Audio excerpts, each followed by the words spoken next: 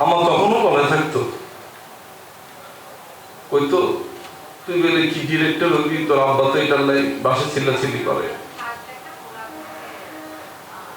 আমার বলতাম, আম্মা টেনশন নিয়েন না, ভালো কিছু করবো ইনশাল্লাহ। আসসালামু আলাইকুম। আমি এরকম স্টেজে দাঁড়িয়ে আজকে কথা বলতে হবে এবং আমার মাকে নিয়ে, এটা ভেবে একদিকে খুব ভালো লাগতেছে, আরেকদিকে খুব ইমোশনালও লাগতেছে। কারণ আমি ফিল করি যে আমি সারা জীবন আমার মারে খুব পেইন দিয়ে আসছি আসলে। কারণ আমার জন্য আমার মা আসলে অনেক লুকায় থাকতো আর কি সবার কাছ থেকে। আমার আম্মার অনেক রূপ আমি দেখছি জীবনে। আমি যখন প্রথম গভর্নমেন্ট ল্যাবরেটরি হাই স্কুলে ভর্তি পরীক্ষা দিই, আমি 3000 স্টুডেন্টের মধ্যে মেধা তালিকায় 3য় স্থান অধিকার করে আমি গভর্নমেন্ট ল্যাবরেটরি হাই স্কুলে ভর্তি হই। আমার ইচ্ছে ছিল আমি এখানে ভর্তি। সেই দিন আমি আম্মার আনন্দের রূপ দেখছিলাম। আবার আমি একই ছেলে যখন 2009 সালে সে গভর্নমেন্ট স্কুল থেকে এসএসসিতে ফেল করি, তখন আমি আমার মাকে ধসে পড়তে দেখছি আমার সামনে।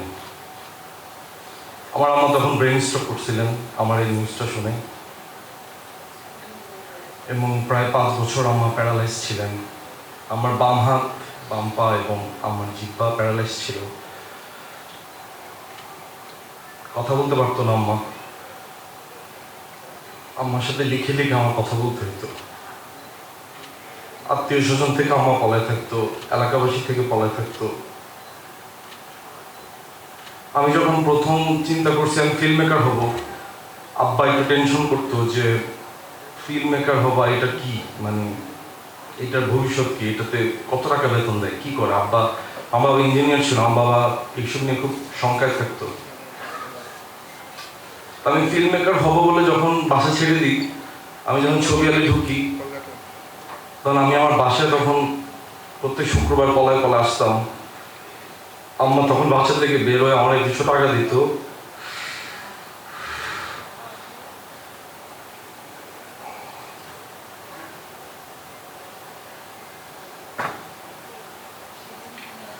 আমার তখনও বলে থাকতো, ওই তো তুই বলে কি ডিরেক্টর হবি, তোর আব্বা তো এটার লাই বাসে চিল্লাচিল্লি করে। আমার বলতাম, আম্মা টেনশন নিয়েন না, ভালো কিছু করবো ইনশাল্লাহ।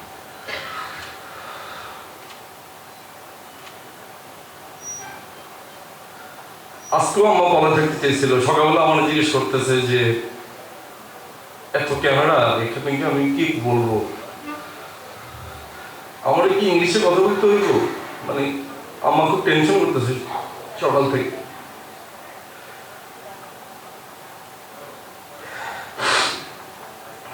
আমার যে মা মাধ্যমিকে পড়তেও পাঠাতে পারে নাই, সে মা শুধুমাত্র আমাদের 2 ভাই বোনকে না, আমার 4 মামা, আমার ছোট খালা প্রত্যেককে আমার মা প্রতিষ্ঠিত করছেন আমাদের বাসায় রেখে। তো আজকে আমার মা এরকম সবার সামনে আসছেন, আজকে আম্মা লুকে থাকেন নেই, এটা ভেবেই খুব ভালো লাগতেছে।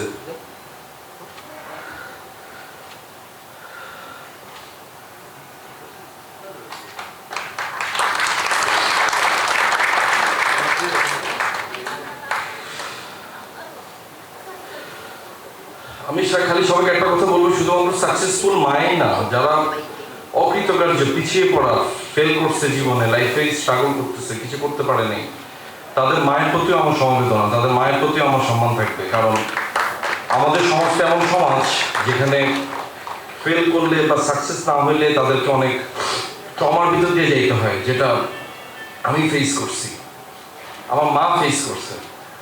সো সবার প্রতি আমার সম্মান, সমস্ত মায়েদের প্রতি আমার সম্মান। সবাই ভালো থাকবেন। আশিসদাকে অনেক ধন্যবাদ। মানে পৃথিবীর কেউ এভাবে চিন্তা করে নাই যে আমার মাকে কেউ সম্মানিত করবে। আশিসদা, আপনাকে অনেক ধন্যবাদ। ইউনিভার্সাল মেডিকেলকে ধন্যবাদ, আপনাদেরকে ধন্যবাদ, আপনারা যারা এটার সাথে সংশ্লিষ্ট আছেন। আমি মনে করি আমার মতো অনেক ছেলেরা আজকে খুব খুশি যে তাদের মায়েরা আজকে এখানে বসে আছেন এবং তাদের সন্তানরা বুঝতে পারতেছে তাদের ভিতর দিয়ে কতটা আনন্দ হচ্ছে। সবাইকে অনেক থ্যাংক ইউ।